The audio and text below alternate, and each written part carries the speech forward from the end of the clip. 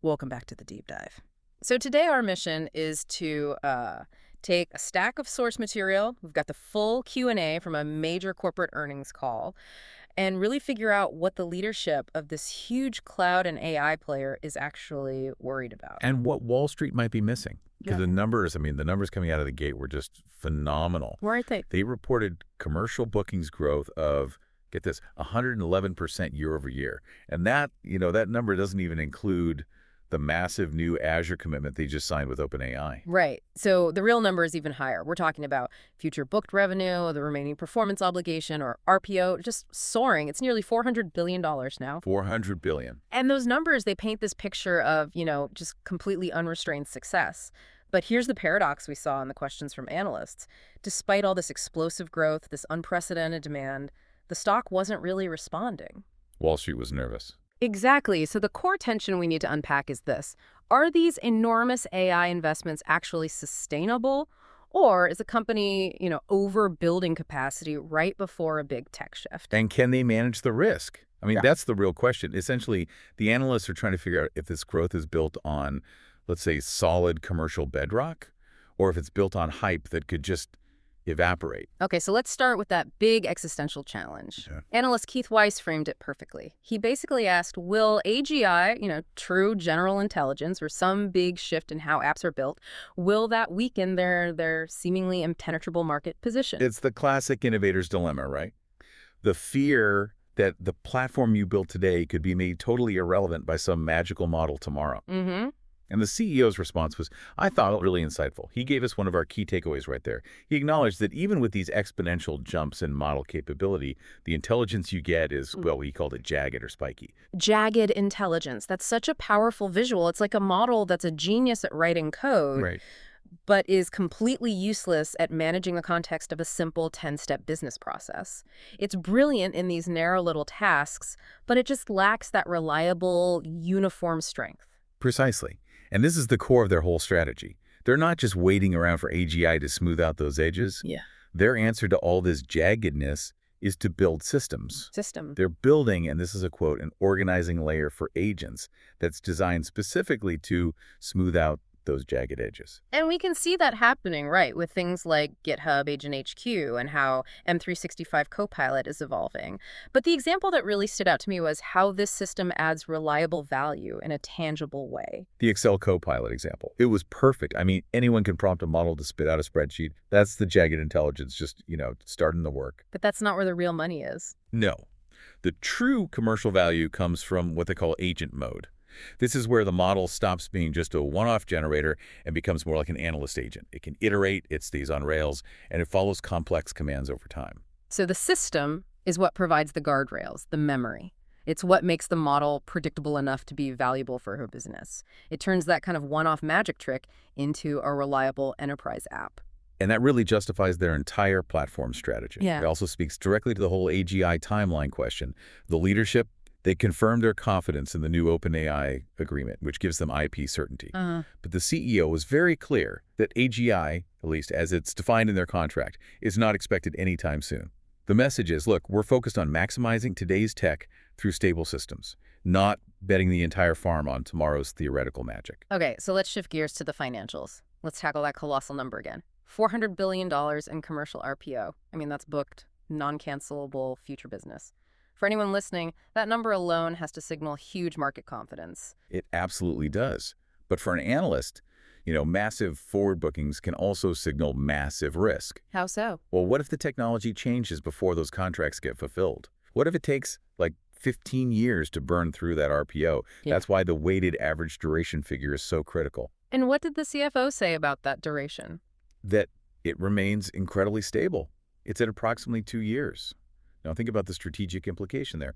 You've got $400 billion in contracts, but the average customer expects to use all that capacity and value in just 24 months. That's a staggering vote of confidence. It means customers aren't just buying some speculative option for capacity 10 years from now. Not at all. They see real-world value in these systems today, and they're ready to deploy them fast. It's cash flow certainty married to actual technological use. Right. But, this is where analyst Mark Murphy raised a really valid point about concentration risk. We've seen all these AI natives signing these incredibly large contracts. Sometimes 20 times their current revenue. It's a real risk. So if one or two of those big startups fail, the company could be left holding the bag on a ton of unused infrastructure. How did they answer that specific risk? They pointed to two guardrails: Yeah. fungibility and timing. Okay, what's fungibility in this context? It's their core principle that their hardware fleet has to be, well, fungible. The infrastructure has to work just as well for their third-party customers, for their own first-party apps like Copilot, and for their own R&D. So they can pivot. If an AI native defaults on a huge contract, they can just turn that capacity inward or offer it to their big enterprise customers. Exactly. It requires a super flexible infrastructure design. Mhm. And the other piece is timing. They were explicit that the actual hardware, the CPUs, the GPUs, it doesn't get deployed until the contracts actually start activating. So they aren't building the whole stadium and just hoping people show up. Not at all. They're building it section by section as the tickets are sold and validated. It manages their financial commitment right up front. That discussion about risk leads us right into the bubble question. Analysts see CapEx spending just exploding, and they're asking, is this a strategic investment or is it speculative overbuilding? And the CFO's response was pretty direct. He linked that $400 billion RPO directly to the CapEx needs. But the really clever part is how they're managing the financial risk of that spend. What's the strategy there? It's about asset classification. They are pivoting toward what they call short-lived assets, GPUs, CPUs, all the networking gear.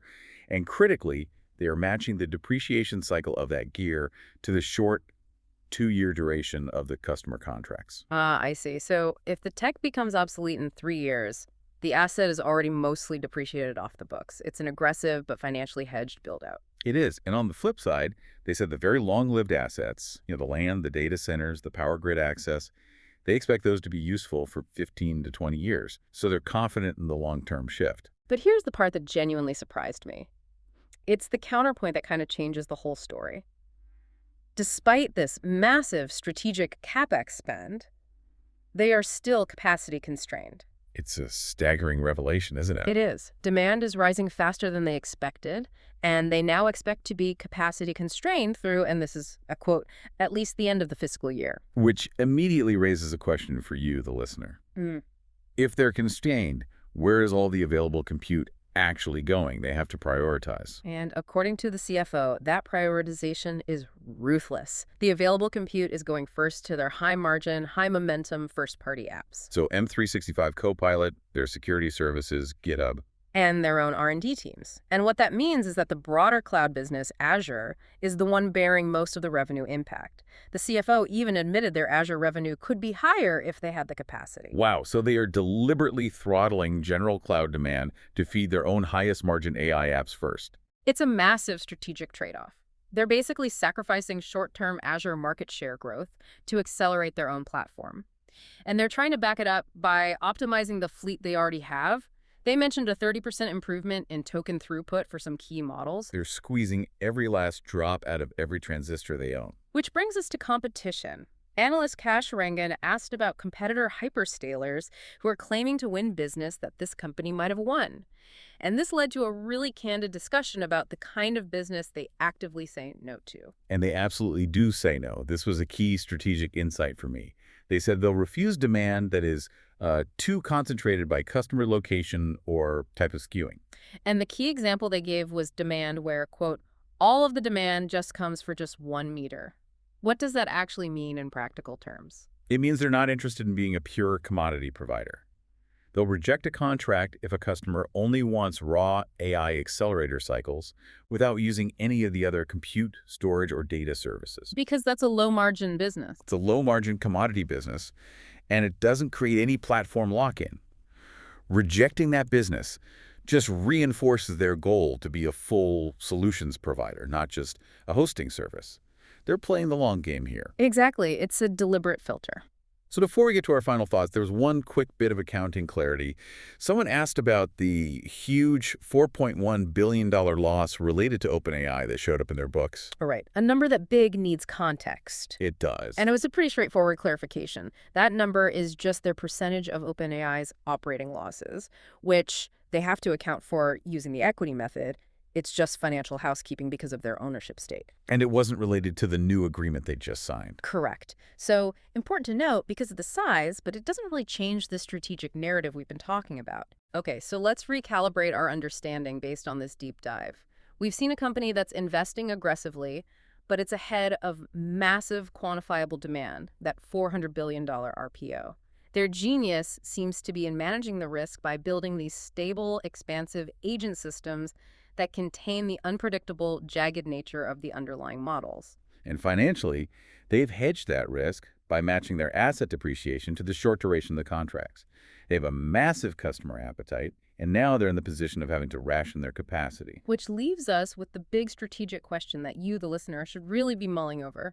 They have chosen to prioritize their own high-margin apps over fulfilling general Azure demand, and they expect this constraint to last for a while. For at least another year, maybe more. So given how fiercely competitive the cloud space is, where market share is everything, what's the long-term impact? What will this calculated choice to throttle general Azure adoption do to customer loyalty and future market share gains? That tension sacrificing immediate cloud growth for proprietary AI advancement, that is the defining gamble of the coming year. If their first-party apps don't pay off in a big way and quickly, that lost cloud business could be very, very hard to win back. Indeed, we'll be keeping a close eye on that.